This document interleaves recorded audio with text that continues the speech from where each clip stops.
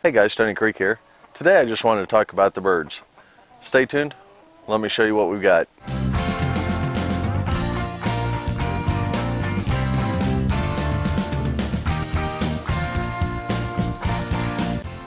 I don't know if you can tell or not, but right behind me, what I've got here is an empty pen.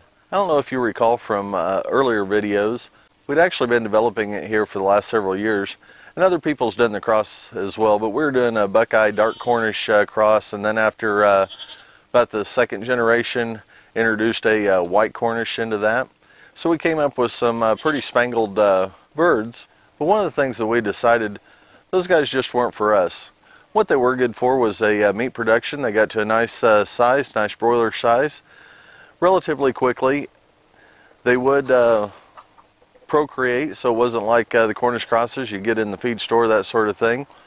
So we could raise them up to maturity and they'd lay eggs, and of course we could raise some chicks. But we found out with a family of 3, I was feeding breeders a lot longer than what I was feeding the broilers. So we decided that this pen behind me is going to be best used for other things. Now we've got those things here on the farm, but you're going to have to stick with me and I'll show you what they are. But I want to show you some of our other birds before we get there. So let's go ahead and take a walk and let me show you what we've got. Now several years ago we used to raise literally thousands of birds out here. I had all sorts of different quail. I had, gosh, trying to think, maybe 7 species of quail and 12 different varieties. We had 4 different species of pheasants out here.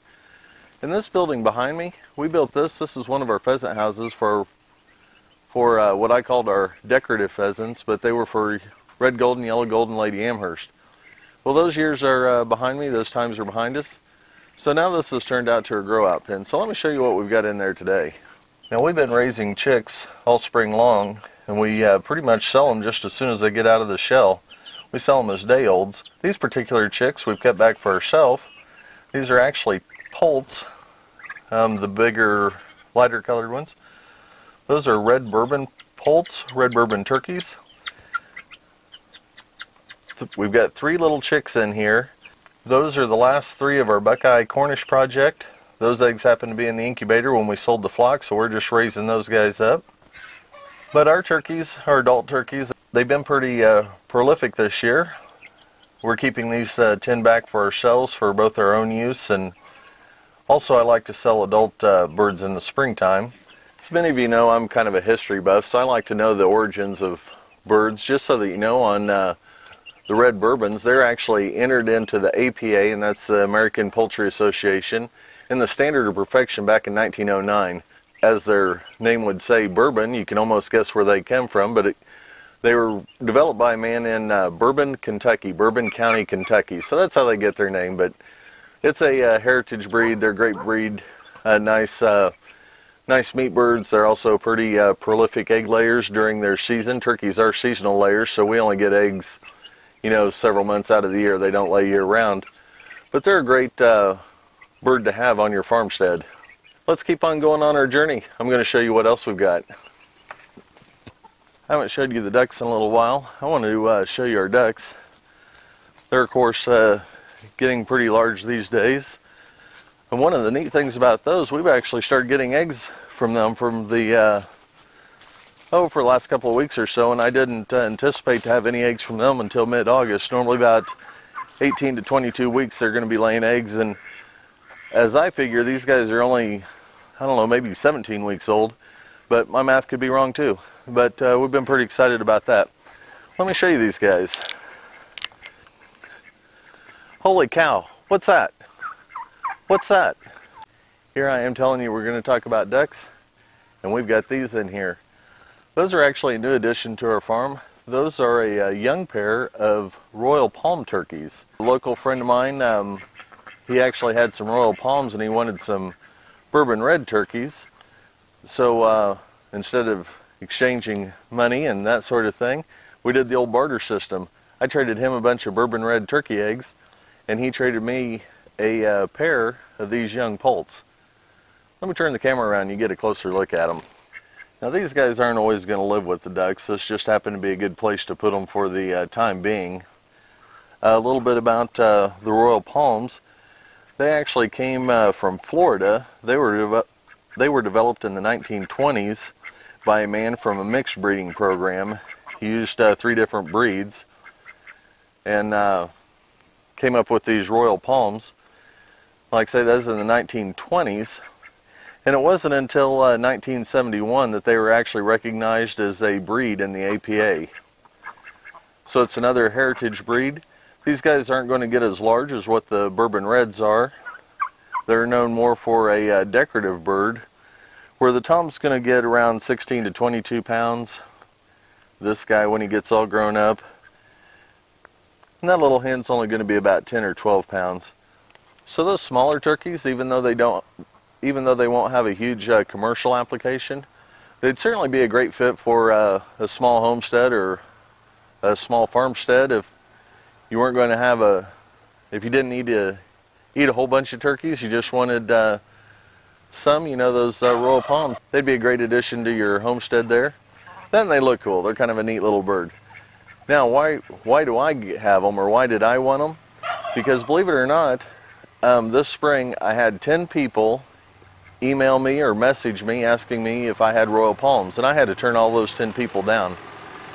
Well, me being a producer, if I have that much interest in a bird, I probably ought to get it out here, because I certainly hate to turn customers down.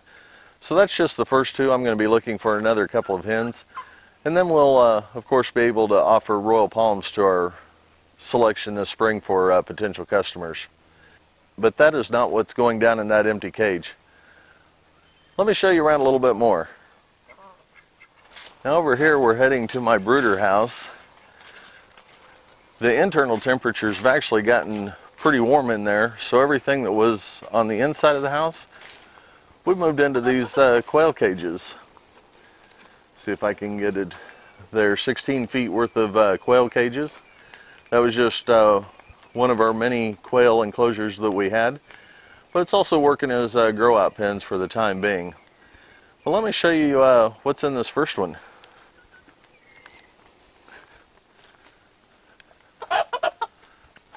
This is some of our baby peacocks that we've raised. We've actually sold several of those. But these 4 we're going to keep back and then sell them in the springtime as yearlings. Now, I've had several comments, and I'll tell you, one was even kind of an ugly comment in a Facebook group. Someone had saw a picture of our peacocks, and their comment was, well, that's cute, but I can't really see that being on a homestead, because we only want functional animals on a homestead. I'm going to tell you, we only keep functional animals on our homestead as well. Life's too short and food's too expensive to have a bunch of pets. I don't know what the market is in your area, but in my area, I can sell a peacock egg for $15 a piece. I can sell a day-old chick for 50 bucks a piece, starting out, depending upon color. If it's a white one, it's a whole lot more than that.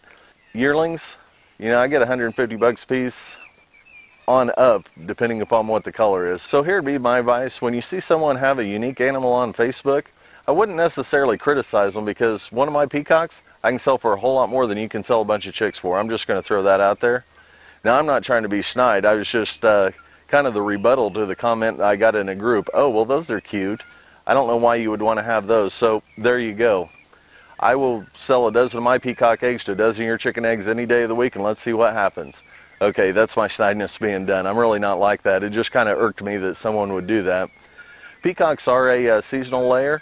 A hen will only lay about every other day when she is laying, and she's only going to lay eggs for 2 to 3 months. So you're looking at, you know, 30 to 40 eggs a year for a peahen to lay an egg. The unique thing about peahens as well, it takes them 2 years to mature, and the peacocks actually 2 years, sometimes even 3 years to reach sexual maturity. So they're a long-lived bird. In captivity and under the right conditions, they've been known to live 20 and 30 years, no problem at all. So that's why we've got peacocks, but that's also only why we have a few peacocks. But I want to show you our peep chicks. I don't know how many of y'all have ever seen those. But you know, that's not what's going in that empty pen either. Let me show you what's going in that empty pen. I'm starting to lose light. But this is it. This is a trio. And you guys might be asking yourself, okay, that's a trio of chickens. You know what? I would agree with you. That absolutely is a chicken. These are a young chicken. But let me tell you a little bit about these. These are actually Icelandic chickens. That's my favorite little hen right there. Can't wait to see her grow up. Little rooster. But these Icelandic chickens, they come from the Húsatóftir farm in Iceland. The original imports for this particular line was done by a gal by the name of Vala Withrow. Hopefully I'm getting her name correct. And they were imported in 2013. Now I've come to discover with the Icelandic chickens that with the Icelandic breeders or the Icelandic owners, they want to know a paper trail where your chickens came from the original importers to prove that they truly are Icelandics and not some mixed breed. So although I just mentioned that these came from Vala Withrow in 2013, she lives in Washington. From there, the Sportel family farm had either bought some eggs or chicks straight from that importer and raised some birds up. And then from that farm, a local Oklahoma farm called Prairie Lane Poultry raised eggs. From those eggs, I got this trio from Prairie Lane Poultry. Our goal right now is to just maintain this single line, the singular line. Later on down the road, after we get a little bit more experience with the Icelandics and learn their characteristics and everything, we might get one or two more lines. Of course, we'd want to keep those separated out here. We're pretty excited about starting our new adventure with the Icelandics. But once these guys get a little bit older, they're actually going to be the ones to move down into that empty pen that I showed you to begin with. Well, guys, thanks for watching. I just wanted to show you a few of the birds that we've got out here, some of our new additions. Talk a little bit about those guys. Show you some of our grow outs. And we'll see you next video.